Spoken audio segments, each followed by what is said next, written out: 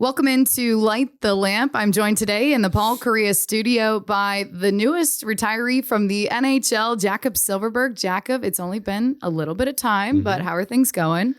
I mean, they're good. Stay-at-home dad for now. I mean, lots of time with the kids. It's always a great time of the year when you feel like you miss so much. Obviously, during the season with travel and whatnot, but being able to be home with the kids now, take them to the pool and play a little bit of golf. Obviously, it's a lot of fun. I'm sure it'll take a couple weeks too, and once you move back home for it to really hit you. Yeah, I mean, I've always kind of said, a lot of people have asked me, and I think that when it's gonna be like the moment you kind of realize it. I think it is when obviously go back home for the summer, and then August, September starts to hit, and a lot of guys that you like play skate with and work out with, they start heading back here, and we'll obviously be staying in Sweden. So I think that's gonna be the moment where it really starts to sink in that we're obviously not coming back here to play anymore, but get to play at home at least, which will be a lot of fun. But I think that's definitely going to be a aha moment when guys are leaving and we're staying. So yeah, it'll be weird. As far as the plan for the summer, you mentioned to me before this that you're going to be here till July. Yeah, late July. Yeah. Late July, and then you head back home for good. Yeah. I mean, it would be weird. We kind of talked a little bit before, and I said just kind of selling off stuff. Sold the car yesterday, sold the house a couple of months ago, and just trying to slowly but surely, so we don't load everything up towards the end. Just try to get rid of as much stuff as we possibly can. So, being overseas or whatever you call it for 12 years, 1 year in Ottawa and 11 years here. So no matter how you do it, you're gonna end up with a lot of stuff. So we've realized that, but my wife's been awesome. She started it even as soon as we got here this year almost, because we knew this was obviously probably gonna end up with us moving home. So I've been doing a little bit time by time to not overload it, but like I said, at the end of the day, there's a lot of stuff. So yeah. Anything that you want to make sure you do before you head out here in Orange County? I mean, you've been here for a long time. I'm sure you have a favorite couple spots in the area that you want to make sure you get to. I mean, for me personally, I kind of said that I'd like to play some of the golf courses. So actually last week I went up to Pebble and play there. That was awesome. really cool. And also like to go down to Torrey Pines and play there. So I still have a few more weeks for that. So but other than that, for the kids, I mean, we've been to Legoland a couple times. We've been to Disneyland a couple times. That's always appreciated. So they like that. So I'm sure we'll stop by at those parks when we have the time. So, but other than that, just kind of soak it all in. We have some friends kind of outside of hockey that we're trying to spend some extra time with now, since it'd be tough to see them once we move home. But yeah, that's about it. How was your round at Pebble? It was actually really good. Oh, good. Yeah. I'm not a terrific golfer. I'm an okay golfer, and I was a little worried going up there. I haven't really played in heavy wind, and it was pretty windy up there, but it was a good challenge. It was a lot of fun. It was a lot of golf. We were up. We played one round Wednesday, 2 rounds on Thursday, so it was a lot of golf in short amount of time. But it was awesome. Weather was great. A little windy, but it was good. Finally getting a little bit warmer here in SoCal. As you mentioned, pool weather for the kids as well. But let's start by the beginning of your NHL career. I mean, coming to, play in the National Hockey League, starting in Ottawa, going back 12 years in the NHL. Is it hard to believe that it was that many years playing? Yeah, definitely. When you say it, it sounds crazier than it feels. I mean, it's like you said, 12 years is a long time. Once you're kind of caught up in it, you don't really think too much about it. But obviously, saying it out loud, it's kind of like, yeah, that's a long time. That's a good career. So, but I think it's tough to, even still now, it's kind of tough to appreciate it once you're in it. You just kind of go almost day by day and year by year sort of thing. So, but it's been a long time. It's been a lot of fun too. I mean, I've enjoyed it. I like to think that my family's enjoyed it too, and my wife's been on the journey the whole time, and obviously the kids here as of late too. So, it's been a lot of fun.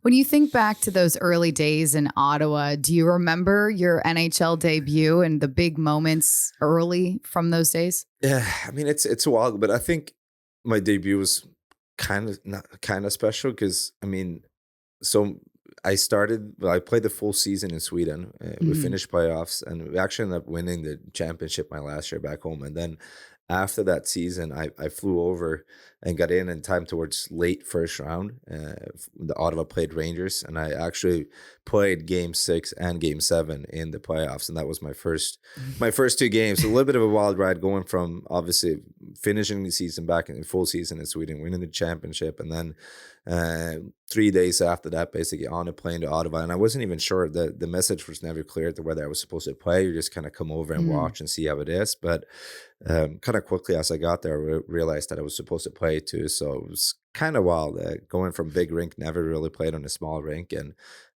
jumping right into Game 6.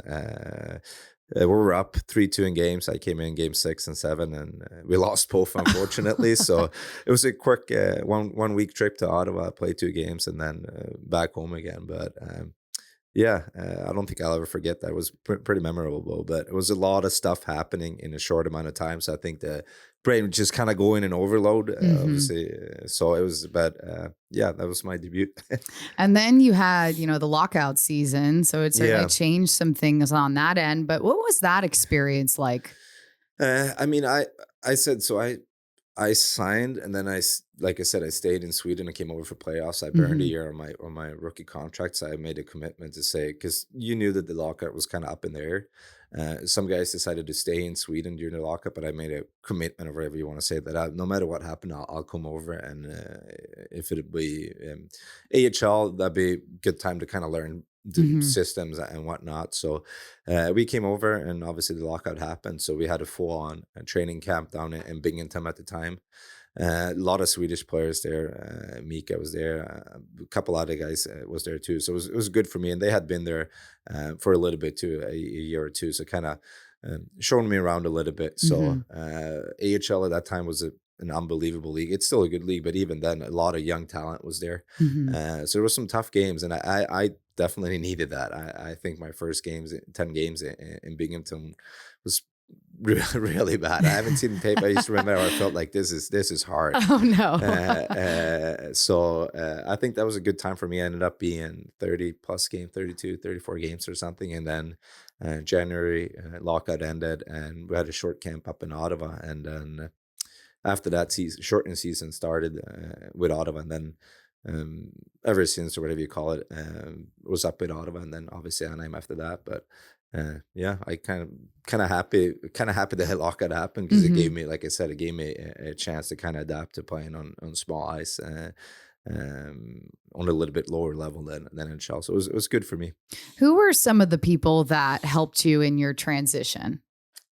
I think that we had Luke Richardson was our head coach, and I think that was his first head coaching job, if I'm not remember it incorrectly. And he was really good to me. I remember that he kept ensuring me, because I don't know how long it went, but I think it went a while before I scored and Binghamton even had any points. And he just kept telling me, like, hey, don't get frustrated. Like, you're gonna play, you're gonna keep playing, you're gonna be on the power play. Don't worry about this. And then before I knew it, I think I scored 8 games in a row or something. Then it kind of got going, but it definitely took me 10 games or so to kind of get my feet wet, whatever you call it. But he was always really good at, like, this is 12 years ago, not that it's like long time ago, but it was a little bit harsher back then than it is today. So, but he was kind of on that new age, and just making sure that I was just get comfortable. Like, you still keep playing, you're still going to keep playing. Don't worry about it. Like, it'll happen. So I think that was a big key for me. It could have easily been the other way, to where the coach would be like, what are you doing? Like, you're supposed to be like big player here. Like, you're supposed to do this and this and this and this. And then before you know it, you'll be on a plane back to Sweden. So no, it was good. It was good. Do you remember the moment when you scored your first goal? I remember NHL for sure. AHL, I'm not 100% sure. The NHL goal, NHL, it was the second game we started in. Our first game with Ottawa was in Winnipeg, and then the second game of the season was at home against Florida. Nothing fancy at all. It was kind of, I think we were up 4-1 or 4-0. It was 2.5 minutes left, and just because it passed. I was kind of on the face-off dot, got a pass from the corner, and just a quick shot. I think it went 5-hole or kind of like it went along the ice, but it went in. So obviously a good feeling. Yeah, certainly. And then, of course, you have been known for your shootout goal, for your shootouts. You know, thinking back on some of those goals that you scored on that end, you know, some of them just in watching the highlight reels of them now, especially because I know a lot of those videos came up with your retirement. What do you remember, you know, from some of those moments? I mean, not trying to complicate it. I think I did the same move. I don't know how many times. Yeah, you know? That quick shot. Just quick shot. Just keep it simple. And obviously, I was on a good roll there for a while. And I mean, I did the same move in Sweden too. I just kind of come in take the edge out a little bit, coming in at a little bit of an angle, and then just trying to like get it off as quickly as possible. I think I had a coach or someone tell me when I was really young to make sure you have like one shot and make sure you get really good at it. And I was just seemed to be a favorite shooting high glove, and I started doing that, and it worked for a long time. So I just kept doing it, and I just kind of rode that wave, whatever you call it. And it worked for a long time. Unfortunately, the mojo kind of fell off, and I think I went 0 for 7 in my last 7 or something, but it happened. But no, it was, it was a good run. Thinking back to the day that you were traded to Anaheim, was that a surprise to you? It was. I mean, and that's the same thing coming from Sweden. I don't think I quite understand like the whole system when I was younger, how it works here with trades and whatnot. And it doesn't exist in Sweden. It happens maybe a little bit more now, but not really. Even you can't physically call it a trade. Like players have to agree and terminate the contract or whatnot, or so it's a lot different, and it's definitely not something I had in mind at all. Even I remember sitting at exit meetings and getting a lot of promising words, and that this is looking good for kind of the future. We're really happy, and yada yada yada, and then. Going home and kind of at midsummer, a month and a half into it, when I've been home, just basically getting a phone call and saying, you've been traded and best of luck. So it was kind of weird. And like I said, my first year was the lockout year. So never visited the West Coast at all. We only played on the East Coast. So I got traded to Anaheim, and generally had basically no idea who's playing or where he even was at the map. I remember my agent was super excited because it's in California, and I was kind of like, what's that even mean? Basically, it's so far away. I was like, that's so far from home. That's another 6 hours from Sweden. So it came as a shock, but I was lucky enough to, when I came here, Victor Fast was playing here, played against him a little bit in Sweden, and played some with him in the national team, so knew him a little bit, and I was lucky to have him here. So he was a big part of your transition here then. I'd like to think that I was kind of attached to him the first full season, just kind of having him showing around, driving him into the rink and whatnot, and just kind of clinging on to him. And I was lucky to have him here. What advice did he give you? Any advice that you needed at the time? I don't know if there's anything. I just remember I don't know how many times I've asked him. I kept telling him, I'm so impressed that you know how to drive here without the GPS. I was like, I don't think I'm ever going to learn like the roads and whatnot here, but I think I got a pretty good grasp on it now though. So but I remember that. I thought that was so cool that he could basically just drive these highways, because not even close to this in Sweden. I'm from a not smaller town compared to here, but pretty decent size in Sweden. But I was impressed by him like navigating around here. When you think back to some of the playoff runs that you were a part of with the Ducks, 2015, 2017, playing alongside Cogliano and Kesler as well, what stands out from, those memories that you have? The comeback on Catella as well, of course. What stands out? I think that's also one of those things that once you get older, you learn how to appreciate it. I think when we're kind of in it, it was just, didn't think too much of it. I mean, I was lucky enough that when I got here, we had a really good team for many years. I don't know if we won the division 4 or 5 years in a row. And like you said, we had those good runs. I don't know if I have any crazy memories. I know we had some good play. I don't know if we swept 4-0, Winnipeg, Calgary, and then played Chicago in the conference final, I think. But obviously there were some crazy games there. The one you remember, you mentioned, I think that was against Edmonton. Yep. Yeah, Corey Perry scored late, right? Yeah. So yeah, there was some crazy games, and it's definitely something I'm gonna have to kind of read back upon and kind of probably revisit and watch the games. I'm sure I'll do here when I'm fully retired, just kind of to fully like appreciate it even more, because once you're caught up in it, especially when you're younger, I feel like it'd be different if I was an older guy at the time. But when you're younger, it's just kind of go, and like I said, it's almost like a day by day sort of thing. But yeah, there was some good runs there though. What was Honda Center like? Just thinking back on some of those playoff games, just how loud it probably was. I mean, I honestly don't even remember, quite frankly. But I mean, I think like even this year, I've noticed that Honda Center has been unbelievable, and we've had some tough stretches this year where we lost some games in a row, and still fans have showed up and been like rocking the building. I think I mentioned it in one of my interviews, kind of towards the end of the year, that even like players that come here that haven't played here, like play for the team, they're always they're impressed because they're expecting like a team that hasn't been doing well for a couple years that the fans will kind of not show up, but they're all impressed and say like, man, you guys have great fans still. And it's like, yeah, we've been really spoiled here. But going back to in the playoffs, I honestly don't have like a clear picture of it, but I can't imagine it was anything less than it. Yeah. Playing with Kesler and Cogliano, what was that like? I mean, it was cool. We also had a good run there. I mean, our main goal, whatever you call it, like kind of a shutdown line. Got to see the other team's top lines a lot.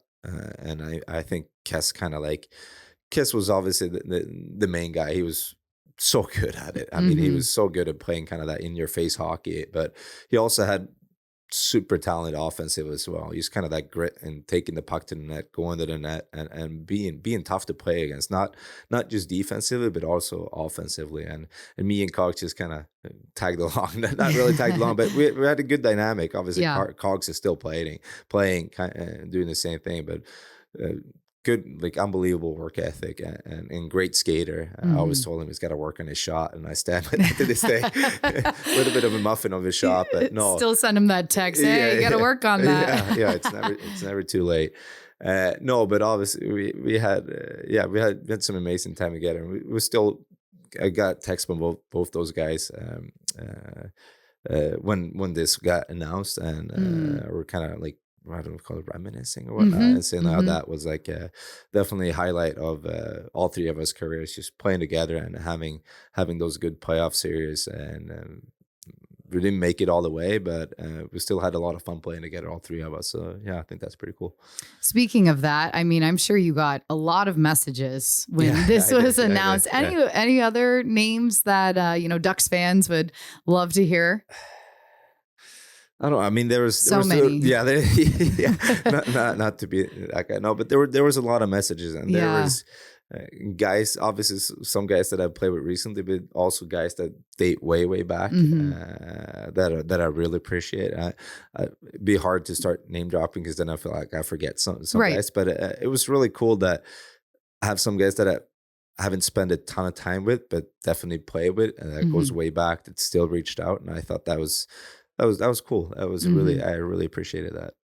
Getting to wear an A on your sweater, being a leader for this Ducks organization, what did that mean to you as a part of your time here in Anaheim? I think that's also one of those things that once you're in it, you try not to think too much about it. But I mean, it's a great honor, and I think that looking back at it in a couple of years, I'll probably appreciate it even more. But like I said, I was fortunate to have some great leaders that I played with that I kind of learned from, starting with Getzlaf, who's captain here for I don't know how many years, but all the years I was here at least, and just an awesome leader. You knew that he always had like good timing with what to say and when to say it, and not only that, but his how he was playing on the ice. He knew, especially playoff time, if there had to be a big hit to be laid, he would know the perfect time to do it and whatnot, and stand up for teammates. But no, I was fortunate enough to kind of learn from him, and yeah, just being allowed or whatever you call it to wear an A. It's a great honor, and I think that looking back at it down the stretch here, I'll probably appreciate it. I still appreciate it a lot, but it'd definitely be maybe something I'll mention to my kids or whatnot when they're old enough to understand. So yeah. That's awesome. Yeah. On that end, I mean, being a leader, you were, as Cronin called it, the Swedish Mafia leader, the mob boss this year, with a lot of the young Swedes on the team. I mean, of course, having Leo join the group this year, but what was it like just getting to bring them in here in Anaheim and take on that leadership role and teach them the ways of the NHL in Southern California? I mean, I think we've been spoiled having a lot of Swedish players here. Yeah. And then when Ricky and Hampus left, kind of left a void with just me and Lundy. And then obviously Leo coming in this year, and then later towards the end of the year, Gustav and Lags coming in too. So, and I think it's, especially with Leo, it's definitely not just me. I think Lundy's been doing a terrific job there too. He's a little closer in the age gap, but I mean, he's been taking care of him, having him over for dinners and whatnot. And but I mean, it's just like with anyone around the rink. I just try to be available. I want guys to always be comfortable to talk to me, and even so, just like mess around with me. I don't want guys to feel like they have to be strict or stiff around me. So I think that was the biggest thing for Leo. Just make sure that he's comfortable, and he's a confident kid in a really good way. Yeah. So I don't think he needed much guidance. I think he could have figured it out on his own, but I'd like to think that it helped a little bit. And like I said, not just me, even so Lundy. So it probably helped, getting to meet Leo before even coming to Anaheim at the World Championship. Yeah. So. We're kind of joking around about it at the Worlds, because none of us knew, I guess, that he was going to end up here, but we knew it was a high chance that he was going to get picked second. So we're kind of joking around about it. Said it'd be fun. So didn't hang out a ton with him at the Worlds, but I definitely got to learn get to know him, because before that I didn't really know who he was. So it was Thinking back, 820 games that you played in the NHL, a lot of games. When you started in the league, did you have any goals for yourself? Oh, I want to play this amount of games, I want to score this amount of goals, or was it just, are you someone that just takes everything day by day? I think coming in, I did not have any goals whatsoever. To be honest, my only goal moving over was that before I retire, I want to come back and play back home. So that was like my only one thing, that before this is all said and done, I'd like to play back home again. But other than that, not really. The only really goal I had was coming into this year, I knew I wanted to go get to 800 games. That was like my one goal. And that's besides that, not really. So yeah. But now you get to go home and play in your hometown. Yeah. Just thinking about that, what are the emotions like on that end? I mean, I'm actually really excited. Yeah. And I think that's I've said that it kind of helps with this whole retirement thing, that I'm looking forward to the future a lot. It'd be a lot of fun. And they got relegated last season, and they had a really good year this year, and they just finished playoffs, and they won the second league, so they're back into the top league. So I'm really excited for that. It'd be a lot of fun, and I actually can't wait to get going and come back home and meet up with the team and start practicing, working out with them. So I'm really excited for that. Do you know any of the guys on the team? There's a couple of guys that I played with while I was there that's still there, maybe 2 or 3 of them. But I mean, I see them a lot in the summers. Most of the guys are in town, so I see them a lot once we start skating and whatnot. So I feel like I know a lot of the guys in the team, and I'll know the people that kind of work around the team and whatnot. So feels like home. Well, we'll be excited to watch you succeed with your new team back home for everyone here. One part that I want to talk about your career too, because I imagine it was kind of a difficult part of your career. Obviously the injuries, having the blood clot, the hip surgery. thinking back on that time, what were you thinking about just your NHL career, where you were at, and just trying to get healthy? I mean, it was definitely, especially the second cloth that I got Hmm. this summer or last summer, that kind of like hit a little bit differently, because obviously the first one you get and you kind of think it's a fluke or whatnot, and then before you know it, you get a second one. So a little bit stressful, and it's definitely something that you don't think about it every day, but you almost do. It's kind of weird. It you kind of bring it with you. I think, I mean, obviously hockey is a good distraction to it. Try not to think about it like Yeah. too much, sort of thing. But it's definitely, and it's gonna be like an everyday process here, making sure I eat good and stay active and that sort of thing. But obviously, the second one was a little bit scarier than the first one, because now we Hmm. start thinking, what if this is like a reoccurring thing and whatnot? So, but I mean, then it could be worse. It could be something else. So, try not to think too much about it. Yeah. But obviously, think enough about it, then I make sure that I do everything I can to not have another one, Hmm. sort of with diet and staying active and whatnot. So, and the hip surgery too. I don't know how many years that is ago now, but it's 5 6 years ago, maybe 4 or 5 years ago. Couple years. Yeah, Yeah. Yeah. and that was 4 maybe. yeah. And looking back at it, it's kind of wish I did it sooner, to be honest. Mm. I had a couple years where it didn't feel good. I was trying to work my way around it, but just didn't feel good. And ever since, it's been unbelievable, the hip. So probably should have done that maybe a year or two earlier. Mm. But yeah, it's good enough. Last season, you Yeah. were nominated for the Masterton Trophy after Yeah. persevering through Yeah. your injuries. What did that mean to you? Uh, I mean, it meant a lot. I mean, like you said, the injuries, especially the blood clots, it kind of got to me a little bit. But I Hmm. think I did a good job in working hard and staying committed, kind of throughout the summer. And my biggest goal was to come back for game one and of the year, and I did that, and that was a big thing for me and for people kind of outside my inner circle to take notified of that. Hmm. That was big. Jumping ahead now to the end of this year, just a couple short weeks ago, you had your final game at Honda Center. Hmm. You were presented with a ping pong Yeah, table. yeah, Everyone was there. A lot of love was shown for you. Walk me through that night and how that went for you. I know that we talked a little bit, yeah, and it was just so special for you and your yeah, family. yeah. Yeah, like you said, it wasn't just for me. It was also very special for my family. And I mean, I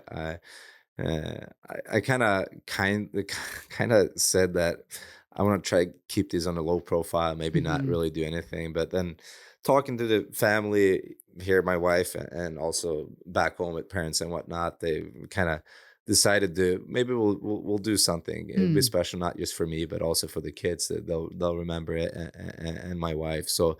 Uh, Ended up with going from maybe not doing anything to doing a small thing, and then before you knew it, kind of like the whole shebang. But looking back at it now, I'm super happy I did it. Super happy, like I said, the family decision of announcing it and whatnot. The team and the whole organization did an amazing job, and not just for me, but for the kids and my wife as well. It was really special, and yeah, kind of weird game to play after all after all that. So yeah, Yeah. yeah, For your family getting to raise your young kids in Southern California, yeah, and now they get to go home and they get to be around more of your family, I'm yeah, sure. What has it been like getting to show them, the culture here as well? And just, I mean, you've been here yeah, for a long time, yeah, but being a part of Southern California and Orange County. yeah. I mean, it's been amazing. I think this. I mean, we've traveled a lot, and I generally say that this is probably the best place to live in if you Mm. got to be somewhere in not in Sweden. Yeah. Yeah, no. So it's been amazing. School's been awesome. Like the neighborhood we're in, like is really good. It's really well. So the kids are really excited to go back to Sweden. It'd be interesting to see. how they fared the first winter. Yeah. They haven't really experienced the snow yet. So they say they're excited for it. I'm sure they'll be excited for maybe a day or two, and then they're going to ask when the sun's coming back. So it'd be a little bit of a I don't know if you say culture shock, but it'd be a bit different. But we've had an amazing time here for the 11 years we've been here, and I hope, I mean, my boy's 6. I hope he'll remember like being here and whatnot. My daughter's 4. It'd be maybe a little bit harder for her, but I mean, we've got tons of pictures that we're gonna stuff in their face their whole their whole adultery. But no, it's been awesome. Not just for me to be able to play here, but also my wife and my kids. It's been great.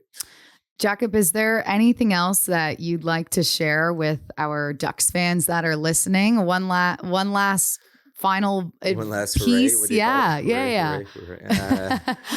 I don't know. I mean, I think you've said a lot. Yeah, I've said a lot. Yeah. No, I don't know. I mean, I generally hope that things turn around here. It's like I kind of mentioned earlier, with the fans have been so great, and I think the team's in a good spot. I definitely feel like this year we took some strides. It might not have shown in the standings. I don't know how we were points to last year, but I definitely think the organization as a whole is going in the right direction. There are some really interesting young players that I thought was really good this year. That's only going to get better. I'll follow it closely. I'll still be playing for at least another 2 years back home, maybe even more, depending on how the body feels and whatnot. But this is definitely, I'll be checking highlights. I probably won't be watching games because in the middle of the night, but I'll be keeping a close eyes on the guys here, and I'll probably stay in good touch with the Swedish players. But I genuinely think that it's going to be exciting years to come here. It won't be long before this is a team that's going to be in the playoffs and contending. And I'm excited for what the future has for you guys here, for the fans, and even so for the players. So be exciting to follow. Well, we're going to be excited to follow your career as well, but I can't thank you enough for taking the time to come in and join us today on Duck Stream. And congratulations once again. You will be missed here in Anaheim, but good luck in the future. Thank you.